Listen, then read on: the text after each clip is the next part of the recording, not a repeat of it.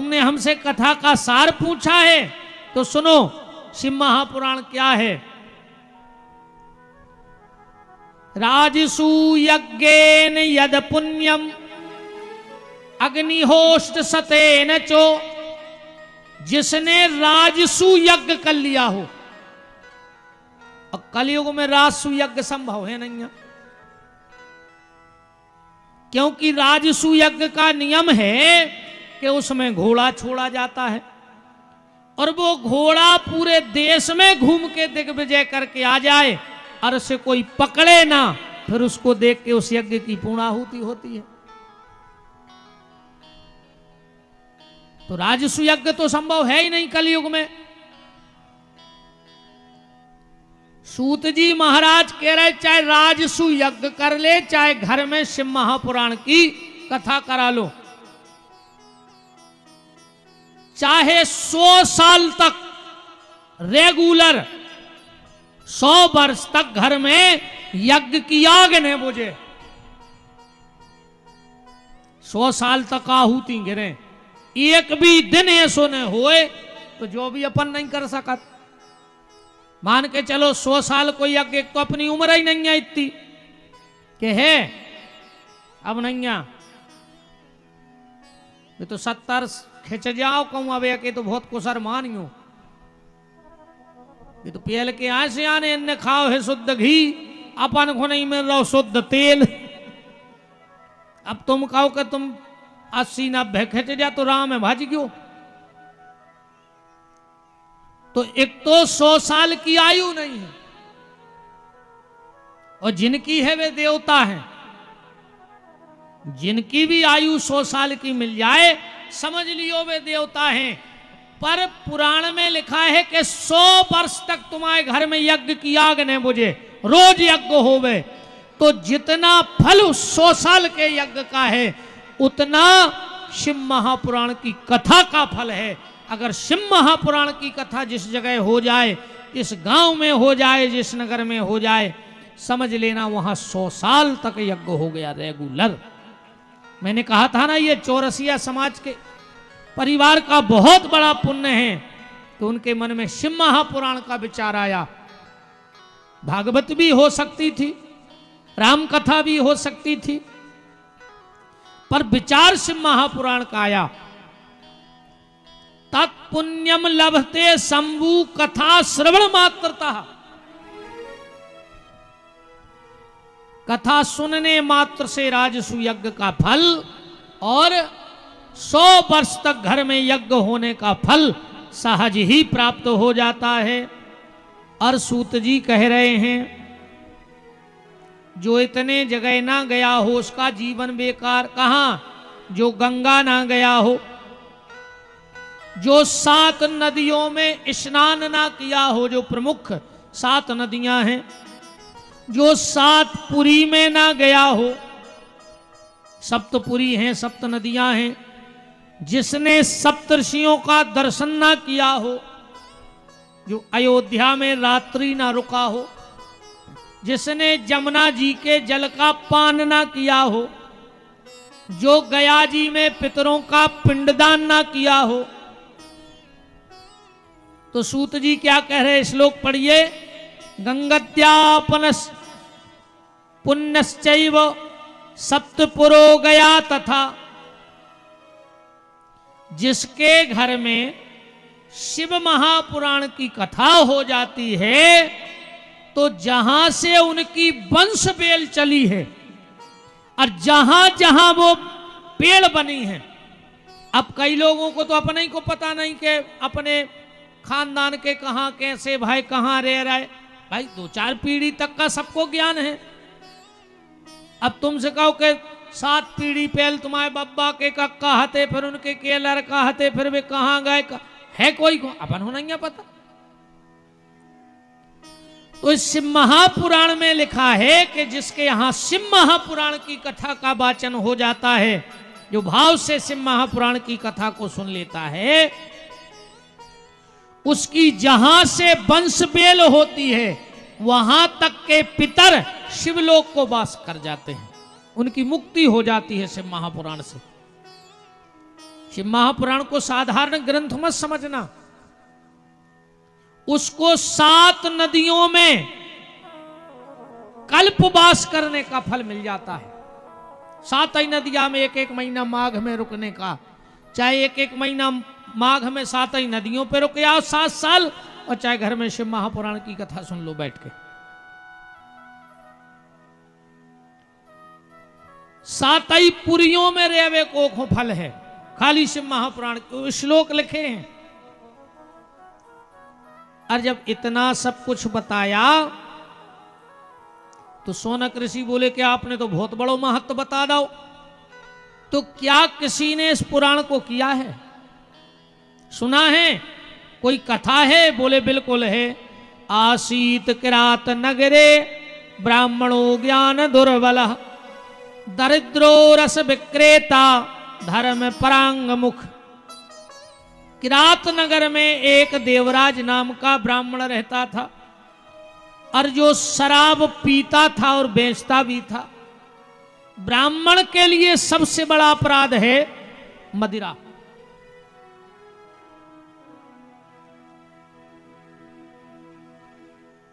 ब्राह्मण ने अगर मदिरा पी ली है तो उसका प्रायश्चित क्या है? कोई प्रायश्चित कहीं नहीं लिखा, पर एक प्रायश्चित लिखा है, जहां बैठ के उन्हें शराब पी होए उतई से नाक रकड़े गंगा जी तक, उठे ने कहूं नाक, जाके उते भटिया खोदे, उमें अच्छो बड़ो गंजा चढ़ावे, तेल भरे, और जब वो खोल जावे उमें आध घंटा बैठे और भजन करे, को बच जावे तो जाने प्रायश्चित होगा। ब्राह्मण के लिए सब अपराध क्षमा है, पर ब्राह्मण को शराब नहीं पीनी चाहिए कभी, और मांस का भक्षण नहीं करना चाहिए। पर इन्हें खूब दारू बेच के जायदाद कमाई, पर दारू को पैसा तो दारू ही खाई है रे। बाप ने दारू बेच बेच के बंगला बना लो, और मोड़ा ने दारू पी के बेच दो, हिसाब बराबर होगा। और हम कहते मोड़ा दारू ने पी है तो आखिरी में अच्छी खतरनाक बीमारी हो जाए, माने जैसो ने बेईमानी से कमा हो वो खुदा ही लगा के चलो जेता ही। शराब का पैसा ऐसा है, इसके यहाँ बहुत पैसा हो गया तो इसका एक भावती नाम की बेश्या थी जो उस पे आसक्त हो गया। एक दिन बेश्या से कहा कि हमारे घर में चलो।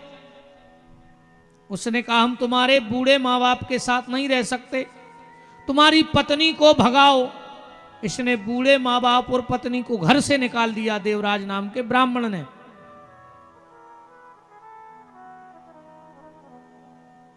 अब बेश्या तो बेश्या है, तुलसीदास जी कह रहे हैं कि पर धन पर मन हरन में गणिका बड़ी प्रवीण। दूसरे का मन हरने में और दूसरे का धन हरने में बेश्या बहुत होशियार होती है। जब पूरा पैसा देवराज का खत्म हो गया, क्योंकि यह धर्म को हतो तो गलत ही रास्ता गो, एक दिन इसने अपने घर से निकाल दिया। ये बाहर एक मंदिर में पहुंचा, कुछ तो बचा नहीं था, बूढ़ा हो गया था, बीमार था। तो शिव महापुराण के मंदिर में गया, शंकर जी के होते हो रही थी शिव पुराण की कथा। जो कथा सुनबे ने गाओ तो जो छिड़िया पे डरोरा भूको, ये लोभ से कि जब कथा हो जाए है तो प्रसाद बटे, प्रसाद बटे तो हमें खावे मिले है। आरती हुई, प्रसाद बटा, और जैसे ही इसके हाथ में प्रसाद आया और ये प्रसाद को एक दाना मुंह में रखा ही था और उसके प्राण निकल गए। यमराज ने कहा जाओ संसार का सबसे दुष्ट ब्राह्मण देवराज मरा है, उसे खींच के लाओ। और जैसे ही यम के दूत आए और उसको पास में बांधने लगे, भगवान शिव के गणों ने कहा रुक जाओ, ये नरक नहीं जाएगा। अरे बोले पापी है, बोले किया होगा इसने कभी पाप, पर जब ये मरा तो 1 घंटे शिव महापुराण की कथा सुनी और मुंह में इसके भगवान शंकर का प्रसाद है। यहां भी बड़ा विवाद है। कई लोग कहते शंकर जी पे चढ़ो प्रसाद खाओ चाहिए, कछु के थे नहीं खाओ चाहिए, कछु के थे शंकर जी पे चढ़ो जल पीलाओ चाहिए, कछु के थे नहीं पिगो चाहिए। इसका भी हम आपको कथा में जब बिल्कुल प्रमाणित श्लोक संख्या के साथ बताएंगे कि शिव जी पे चढ़ा हुआ प्रसाद पाना चाहिए कि शिव जी पे चढ़ा हुआ प्रसाद नहीं पाना चाहिए। तो सूत जी महाराज कहते कि खाली जीवन भर इसने पाप किया, पर आखिरी में शिव महापुराण की कथा सुन ली और मुंह में शिव का प्रसाद था। यहां तक लिखा है भैया शास्त्रों में कि अगर शंकर जी को प्रसाद आज खा ले और 27 दिन में मर जाओ तुम तो भगवान के धाम जय हो। 27 दिन तक शिव का प्रसाद हमें पुण्यात्मा बनाए रखता है। और अगर प्रसाद में बेलपत्री और मिल जाए तो अगर 27 दिन तक मौत हो जाए बेलपत्री में प्रसाद खावे वाले को तो भगवान स्वयं उसे लेने पधारते हैं। हम आपको बेलपत्री की उत्पत्ति बताएंगे कि कहां से हुई। माता लक्ष्मी ने अपना स्तन काट के भगवान शंकर को चढ़ाया था और भगवान शंकर ने माता लक्ष्मी का वो स्तन ले जाकर कैलाश की मिट्टी में रख दिया और उसमें से बेल का वृक्ष हुआ है। बोलो वृंदावन बिहारी लाल की। आगे ये पूरी कथाएं आप सुनोगे। हम तो कहते चूकना नहीं कथा से, कथाएं तो बहुत सुनी होंगी आपने, पर हम तुम्हारी बिथा मिटाने की गारंटी लेते हैं। कथा तो फिर आएंगे वाचक, खूब सुनना। तो सूत जी महाराज बोले कि भगवान शिव का प्रसाद मुंह में था और वो मर गया तो उसे शिवलोक की प्राप्ति हुई। बोले और कोई प्रमाण? बोले एक प्रमाण और है। कौन सा? समुद्र निकटे देशो ग्रामो बाष्कल संग का बसंती यत्र पापिष्टा वेद धर्म जिता जन। एक बाष्कल नाम का ग्राम था और उसमें एक बिंदुक नाम का ब्राह्मण रहता था। देवराज तो पूरे गांव में ही बिगड़ो तो अकेलो, पर बाष्कल नाम का जो गांव था जहां बिंदुक नाम का ब्राह्मण था वो तो पूरा गांव ही भ्रष्ट था। वहां तो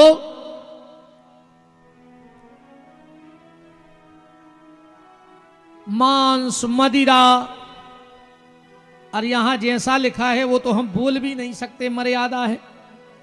पर वहां कोई भी स्त्री किसी भी पुरुष के पास जा सकती थी और कोई भी पुरुष किसी भी स्त्री के साथ पास चला जाता था। वहां कोई भेदभाव नहीं था।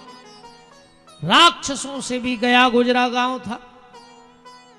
तो जो बिंदुक नाम का ब्राह्मण था इसकी शादी हो गई चंचुला नाम की ब्राह्मण कन्या से।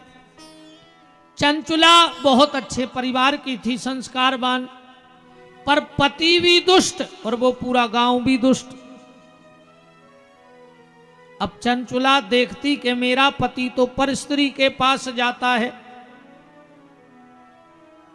गांव में कुछ महिलाओं में चर्चा की कि मेरा पति, तो गांव की महिलाओं ने कहा रे यहां ये कोई प्रतिबंध नहीं है, तुम भी जाया करो पर पुरुष के पास, इसमें कोई दिक्कत नहीं।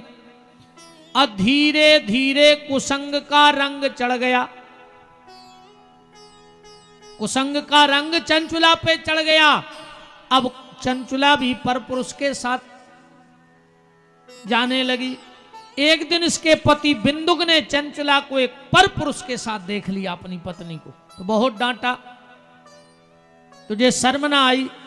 चंचुला बोली जब तुम पर स्त्री के पास जा सकते हो और मैं पर पुरुष के पास चली गई तो क्या दिक्कत है? इतना गिर गया था ये बिंदुक नाम का ब्राह्मण। बोला तुम तो खूब जाओ, हमें कोई दिक्कत नहीं है, पर जो भी पर पुरुष तेरे पास आता है उससे कुछ पैसा ले लिया करो। कितना गिर गया।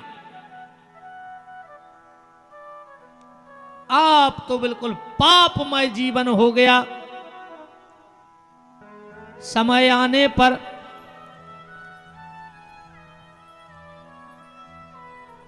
काले निधनम प्राप्तो जगायम नरकंखला भुक्ता नर दुखा। ये बिंदुक नाम का ब्राह्मण मर गया और बिंदे भवत पिशाचो गिरऊ पापी भयंकरा। ये बिंद नाम पर भयंकर पापी हो गया, पिशाच बन गया। अब जब चंचुला भी बूढ़ी हो गई थी, एक दिन गांव में से संतों की टोली निकली। चंचुला के पुराने संस्कार जागृत हो गए, महात्माओं के साथ होली। एक मंदिर में गई तो शिव महापुराण चल रहा था और पंडित जी कह रहे थे, अस्समेधम कृत सतम कृत्वा गंगा स्नात्वा सताम समा न शुद्धिर्जायते प्रोक्ता पापस्य गरीयसी। 100 अश्वमेघ यज्ञ वो नारी कर ले, 100 अश्वमेघ यज्ञ कर ले, वो 100 साल तक गंगा में डुबकी लगाए रेवे, पर भी उस नारी की मुक्ति नहीं होती। जब जब उसका जन्म होगा तो वो दरिद्र होगी, रोगणी होगी, कुबड़ी होगी, कोड़ी होगी। वो किसी भी योनि में जाए, मनुष्य ना बन के अगर कुकरी सुकरी भी बनेगी तो उस शरीर में भी उसे रोगिणी होना पड़ेगा। कौन सी नारी? बोले जो अपने पति को धोखा देती है, जो अपने पति से छल करती है, पति के रहते हुए। चंचुला तो बैठी बैठी कप गई कि जो सब तो हमने करो है। और पंडित जी कह रहे, अश्वमेधम कृतम सत्वा गंगा स्नात्वाम सताम समा न शूद्र जायते। फिर भी उस नारी की मुक्ति नहीं होगी। एक एक शब्द सुना, क्योंकि शास्त्र कहता है माताओं के लिए, और इसी पुराण में लिखा है कि जिस बेटे ने एक बार जीवन में अपने माता पिता के चरण धोके चरणामृत ले लो, उसको किसी तीर्थ में जाने की आवश्यकता नहीं है, वो मुक्त हो गया। और जिस पत्नी ने एक बार जीवन में पति के चरण धोके चरणामृत ले लो, वह पत्नी भी जीते जी मुक्त हो गई। मनो काय खो लगे। यह तो हम बहुत बड़ी बात कह रहे कि चरणामृत बे पांव नहीं पड़े आज की। अब परत हो तो आज तो कम ही हो, उठा दे का जने हाथ हटा में हम जानिए तुम में दम हो तो कि हमारे घरे रोज पांव परत उठा दे। आज 100-200 जने तो हो ही पहले देना, एक हाथ नहीं उठो तुम्हारा उठा दे बहन जी हरो के हम रोज पांव परत। वो तो जाको वो करवा चौथ चल गओ, साल में एक आदमी को भी लगत के हमारी घरे इज्जत है। अकेले बाबा जी हर के प्राण खा ले तुम्हारे तो हमोरे भरने न कर पाए, छोटा छोर छोर पांव पर रही घर बारे के। अकेले बाबा ने करे अरे दैया का हो जे। हमारी एक बात सुन ले गौर से, माताओं को पति के अलावा किसी दूसरे पुरुष को छू के प्रणाम नहीं करना चाहिए। पति के अलावा ज्यो सो प्रमाण चाहने से ले लीजिए, खुद तर्क करने से भाग जाओ। अपने पति के अलावा कोनो पुरुष को छी के पाँव ने परो चल जी, ने गुरु जी के ने बाबा जी के अन्य मानदानों के। और सुन ले, अब 3 हाथ दूर जमीन में सिर रख दो चाहिए। अगर किसी संत महात्मा गुरु को तुम्हें प्रणाम करना है, तुम्हें किसी रिश्तेदार को प्रणाम करना है, तो 3 हाथ की दूरी देवे और जमीन पे पांव पड़ लो, तुम्हें उतना ही फल मिले पांव पड़े को। पर किसी पुरुष को छू के प्रणाम नहीं करना चाहिए। जे कम पांव पन्ने वो के पन नहीं रही। करवा चौथ को भी पता कैसे पांव परत है, कैया पंदर आ रहे हमें पाँव पन्ने हैं, सबके सामने पल लिया तो अब का चुके नहीं रहे, हम आज पेल होते ना, हम बहुत मुंह बांधे अपनों के तो चौरसिया जी हमें रात ही में भगा दे हो तुम आ जाइए, हमें कौन झेल पात आदमी, बहुत कम झेल पात हमें। अब तो हम इनसे पूछो जी बैठे जी और हम हो गए हैं बैठे, अब भाई हमें ज्यादा नहीं झेल पाए आदमी। आज तो बहुत सकोच मानी हो तुम, और बहुत बच रहा है पूरे, उतना ही जो दबाव रहे के छोटे मालक जी हैं में, अभी उन्हें होती तो हम बताओ फिर।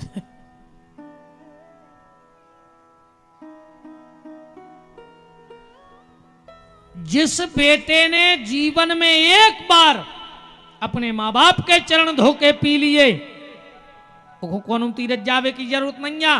और अगर बगदत्तास ने बोला तो ने गंगा जाएगा ने जमुना मार जाओ, क्या हुई एक्सीडेंट में मार जाओ। हाँ बिल्कुल गारंटी जानियो को बाप मत आई से बेर बाद ये मन धरो कर गया, पूज रही बार गया, घर की सास प्यासो मर रही वे मंदिर में लेन लगाए तो जल चढ़ावे। चंडी माता नहीं जाने कि तुम कितनी पापन धरी, घर की सास प्यासी मर रही वे 9 दुर्गा में लेन लगाए तो 4 बजे से। माता नहीं जाने कि तुम कितनी बड़ी कपटन धरी का है, महाराज ये हो कीड़ा पार्क है, ऐसी ने मारो हो कहूं सास दुखी मर गई तो तुम तो मारो हो कीड़ा पार्क है। जीवन भी आज फंसैया गई बहन जी हरे, कलश यात्रा में ऐसी जानते तो डबला धर के घरे चले जाते, हमें नहीं सुनने बा कथा मथा, ने तो भग पा रही बेचारी हैं। जैसे ही पंडित जी कथा करके उतरे, चंचुला जमीन पे लेट गई।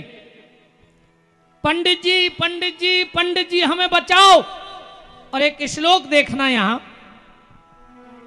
लगभग सबको आता है, तुम्हें वो माता च पिता, तुम्हें वो बंधु च सखा, तुम्हें वो विद्या द्रविणम, तुम्हें वो सर्वम मम देव देवो। लगभग सब जानत, पर एक जने हाथ उठा के बताओ कि वो श्लोक आए कहां को, कौन शास्त्र को आए, रामायण को आए के गीता को आए के गणौर पुराण को आए के ब्रह्म वैवर्त पुराण को आए, कहां को आए जो श्लोक। लगभग जो सनातनी हैं, हिंदू हैं, 99% को जो श्लोक आउट है। और उनसे पूछियो कि जो लिखो कहां है, आए कहां को, कहां से बनो, रामायण को आए के गीता को आए के महाभारत को आए, जो को पता नहीं है। आज ध्यान से सुन लो, जो श्लोक आए शिव महापुराण में महात्म के अध्याय नंबर 3 को 56वां श्लोक आए। जो ये किसने किसको बोला, जो चंचुला ने पंडित जी के लाने बोलो। जैसा ही पंडित जी उतरे, एमे तो तना कठिन है, वो खुद तना शुद्ध और सरल करके बनाओ गो, पर उत्पत्ति तैसे है। चंचुला कह रही तुम्हें वो माता च पिता, आज से तुम भाई बाप मताई सब कछु तुम हो। पंडित जी कोनो उपाय बता दे, हमने पति को धोखा दो है, हमारी मुक्ति कैसे होगी। पंडित जी बोले माता जी 100 अश्वमेध यज्ञ कर ले फिर भी मुक्ति नहीं आ, 100 साल गंगा में डूबी रहो फिर भी मुक्ति नहीं आ, तो कोई तो उपाय होगा। बोले अगर भाव से शिव महापुराण की कथा सुन ले तो मुक्ति हो जाए पाप से। पति को कभी अपशब्द बोले हो, पति को ऊंची आवाज में बात करी हो, उनमें भी दोष है। तो माताओं को शिव महापुराण की कथा सुननी चाहिए, दोष खत्म हो जाता है जीवन में। तो बोले माता जी तुम शिव महापुराण की यजमान बन जाओ। चंचुला बोली हम आना नहीं खावे, कथा कहां से करवाएं। पंडित जी बोले कि माता जी कथा में क्या दिक्कत है। बोले पैसा खर्च होता है, बोले कथा में नहीं होता। भगवान की कथा में कभी पैसा खर्च नहीं होता। बोले फिर जो खर्च, या तो अपनी व्यवस्था आए, तुम 10 लाख को टेंट लगवा ले, अब भगवान के खाते में गिर गए पैसा। भाई वीआईपी कुर्सी डरी तुमने अपनी व्यवस्था कर लाई कि भगवान की हो गई जब व्यवस्था। बताओ, कछु टेंट वाले ले जाए, कछु साउंड वाले ले जाए, जितने बचे सो महाराज ले जाए। कई कथा परी 20 लाख के, अब भगवान को तो फूल ही हाथ रहने जितने छिड़क दे। और कई 25 लाख खर्च हो गए कथा में, भगवान के दे दे का तुमने। कछु महाराज ले लें, टेंट वाले ले जाए, बैनर वाव ने ले ले, अखाड़े वाले ले गए, बाजी वाले ले गए, भगवान की कथा में का खर्च हुआ। ये तो सब अपनो सोच सपाट अपनी व्यवस्थाएं हैं जो भगवान की नोई। कथा तो नीचे बैठ के भी हो जाती, नहीं हो जाती। जो सब ताम झाम काय को अपनी व्यवस्था को। धन्य रे पंडित जी, बोले माता तुम्हें कथा सुनने हैं, बोले हृदय से। तो पंडित जी बोले हम तुम्हें शिव महापुराण की कथा सुने। चंचला बोली कि हमारा देवे कच्छू नहीं आ। पंडित जी बोले माता जी 9 दिन तुम कथा सुनियो, और जब हम व्यास गद्दी से उतरे 9वें दिन हमें दक्षिणा में एक बेलपत्री दे दियो, एक बेलपत्री दे दियो, वह हमारी दक्षिणा हो जाए। क्यों? इसी पुराण में एक बात और लिखी है कि भगवान शंकर की पिंडी को 1000 बेलपत्री चढ़ाओ, और अगर शिव महापुराण की पोथी पे एक बेलपत्री चढ़ाओ तो 1000 बेलपत्र चढ़ाने का फल है। ग्रंथ पे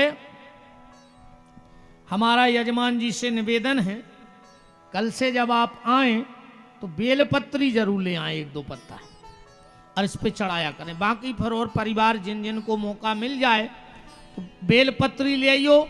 हम तो कहते ऐसी व्यवस्था बना दियो चौरसिया जी, एक आध कोपर उतर रखवा दियो, जो भी लाए उसमें रख देना, हम आपके सामने बीच में वो कोपर उठवा के पुराण पे अर्पित करवा देंगे। सबका आना तो संभव हो नहीं सकता मंच पे, और सब आए तो फिर कथा ही नहीं हो पे बेलपत्री चढ़त रहे। और दूसरी ये प्रार्थना है, जब भी आप जो भी प्रसादी बंटवाओ तो उसके पहले मंच से 2 बेलपत्र ले जाके उस प्रसाद में जरूर डलवा देना डेली। क्योंकि बेलपत्र चढ़ाना और शिव महापुराण से बेलपत्र मिलना ये बहुत बड़ी बात है। भागवत की कथा में अगर व्यास जी तुम्हें व्यास गद्दी से कहूं तुलसी पत्ता उठा के दे दे, में हम कल या परसों की कथा में बताएंगे कि उस तुलसी के पत्ते का क्या करना। 24 घंटे का चैलेंज है, तुम्हें अपना आदि हालात बदल नजर आ जाए। और शिव महापुराण से तुम्हें बेलपत्र मिल जाए मंच पे चढ़ा हुआ ग्रंथ का, तो सबको ना तो यहां आने का संभव है, ना यहां से बेलपत्री बटना संभव है।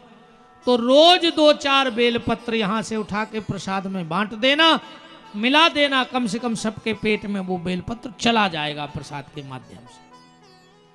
अब फिर हम परसों बताएंगे, फिर जिसको यहां मिले बेलपत्र उसका उपयोग करके देखना, तुम्हें पता लग जाएगा कि बेलपत्री चढ़त कैसी और बेलपत्री को प्रभाव का है। 7 दिन की कथा हुई, पंडित जी ने कथा गाई और चंचुला ने बड़े भाव से कथा सुनी। आखिरी दिन बेलपत्र दिया, चंचुला भूखी थी, व्रत रह के कथा सुनी, और जैसे ही प्रसाद लिया और चंचुला के प्राण निकल गए। आज जो चंचुला के प्राण निकले तो क्या लिखा है, कौन आया लेने चंचुला को? पार्वती जी आई। यहां लिखा है पार्वती वाचो, पार्वती जी बोली। क्या बोली हैं? चंचुले सखी सुप्रतनया, हे सखी चंचुला। चंचुला तो रोने लगी, बोले माता हम जैसी पापनी को, पति को धोखे देने वाली नारी को तुम सखी कह रही? पार्वती बोली सुन लो, जो भी माताएं मेरे पतिदेव शिव के शिव महापुराण को श्रद्धा भाव से सुन लेती हैं, उन्हें हम अपनी सखी बना लेते हैं। तो आज से तुम मेरी सखी बन गई हो। इसलिए कहा है चंचुले सखी सुप्नया। अब तो चंचुला को ले गई, पार्वती की सेवा में रहती हैं। एक दिन चंचुला बैठी बैठी बोली कि माता कितनऊ कछु करो हमाओ पति, कितनऊ खराब हतो मनो हतो तो हमारी पति। ये अब वो कहाँ है? बोले वो तो भयंकर प्रेत बन गओ, बहुत बड़ा प्रेत बन गया है। वो कोद्धार, बोले उसे भी शिव महापुराण की कथा सुनानी पड़ेगी। कहाँ है? बोले बिंद नाम के पर्वत पे। ये बिंद नाम का पर्वत कहाँ है? आप लोग कभी गए हो? प्रयाग से जब हम काशी जाते हैं तो बीच में बिंद नाम का पहाड़ पड़ता है, पर्वत, प्रयाग से काशी के बीच में। कौन सुनाएगा कथा? तो पार्वती जी ने एक गण प्रकट करो जे को नाव हतो तुम्बुरु, और वो तुम्बुरु नाम के गण ने जाके चंचुला के संगे के पति को बांध के कथा सुनाई है। और उस कथा के प्रभाव से बिंदुक भी परम धाम को चला गया। बोलो गौरी शंकर भगवान की जय। सूत जी महाराज बोले और क्या सुनना चाहते हो? बोलो बहुत ही अच्छो ग्रंथ है। जो अगर कभी कोई कथा कराना चाहे तो उसको क्या करना चाहिए? सूत जी बोले कथा के तो बहुत नियम हैं, पर 2-4 नियम सुन लो। पहलो नियम तो जो है कि जैसे भागवत की कथा पे कछु हुए मंच पे चाहे न हुए, पर तुलसी जरूर भाव चज्जे। ऐसे शिव महापुराण के मंच पे कछु हो चाहे न होए, पर केर को गमला जरूर भाव चाहिए। सो रखो, ये हमारे शास्त्री जी हन रखवा दो, ठीक। जो मां शिव महापुराण की मंच के सामने, और माता जी कहाँ चली गई हमारे यजमान जी की गृह स्वामिनी? चलो 1 मिनट हमारी बात सुन लो। कोई करे चाहे न करे, कल से आपका एक काम रहेगा, यहाँ चाहे एक चौकी रखवाना, चाहे टाल्स रखना, और उस पे गैया के गोबर से थोड़ा सा लीप के चौक जरूर बनाना। कहते हैं, इसी में लिखा है कि जो मां शिव महापुराण की कथा के सामने गैया के गोबर से लीप के चौक बनाती है, उस मां को अपनी आंखों से कभी अपने बेटे की मृत्यु नहीं देखनी पड़ती है। ये शिव महापुराण का नियम है। मां बाप के सामने उसकी संतान नहीं जाती है, क्योंकि दुनिया में ऐसे कोई माँ बाप नहीं होंगे जो ये चाहें कि हम बैठे रहें और बच्चे चले जाएं। हर माँ बाप की इच्छा होती है कि बच्चों के सामने हम जाएं।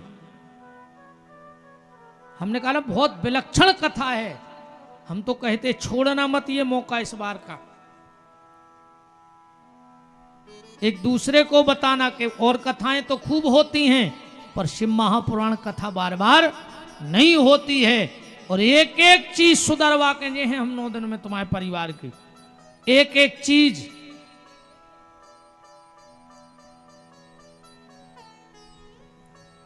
इसके बाद खर्च क्या होना चाहिए? विवाहे आदर्शमता हम परिकल्पयेत पुंसाहीनम दीक्षानाम ना अधिकाराश्रवेत। बिना दीक्षा वाले को से महापुराण की कथा न सुनो चज्जे, जिन्हें दीक्षा न लई हुए वो से पुराण सुनने को अधिकार नहीं है। अब ने ले पाई हो तो एक काम करियो, जितने दिन कथा चल रही ये व्यास गद्दी को ही अपनो गुरु स्वीकार कर लियो, जिस पुराण ही तुम्हारा गुरु है, ठीक। इसके बाद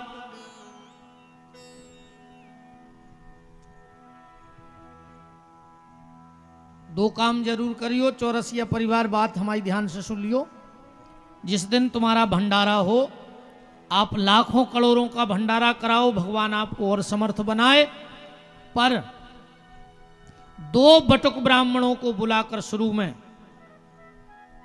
जिनका विवाह ना हुआ हो, बटुक माने कुंवारे ब्राह्मण, शिव महापुराण का पहला भंडारा बटुक के लिए खिलाना चाहिए। 2 ब्राह्मण बुलाना और गैया के दूध में खीर बनवा के और उनमें शहद डाल के पहले भंडारे का प्रसाद उससे लगवाना।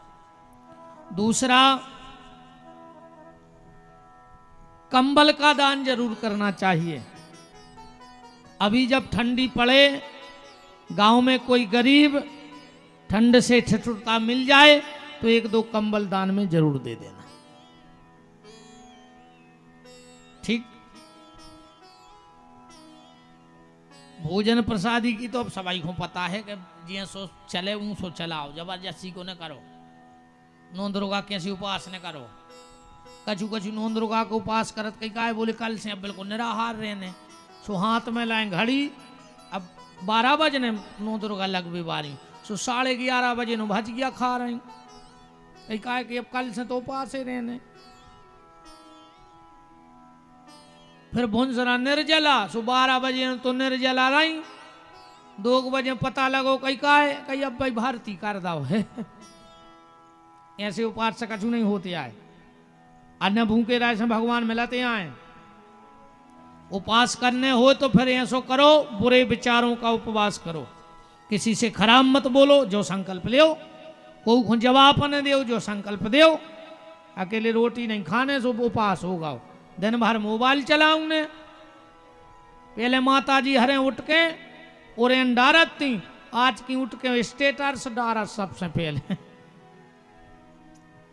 आओ अब उन तो टेम धरो कभी गोबर से बाहर लीप के चौक पूरे, सबसे पहले आंखें मीरत। ऐसे तो भजन डारत हैं जैसे बिल्कुल मीरा फेल हुए, घर भर को मचाएं धरे, सुख से खान नहीं दे रही। स्टेटस डार के ऐसो लगत के कथावाचक जेई हो गई अब सब, ऐसा ही अपने बैठे सब। देखो तुम आदमों के मोबाइल पे स्टेटस, अरे बेधार्मिक चीजें, और घरे बिल्कुल रावण बने बैठे स्टेटस राम के डाल रहे। बड़ी दिक्कतें हैं जीवन में।